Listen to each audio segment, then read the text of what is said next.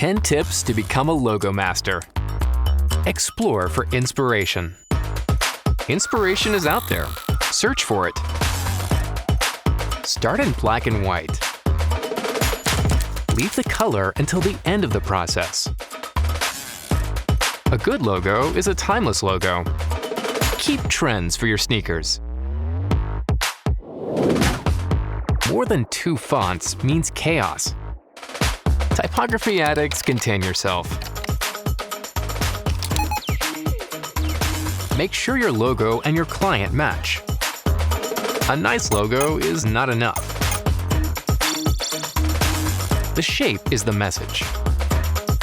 Each detail of your logo must communicate about your client. No photos. Photos are okay for Instagram, not for your logos.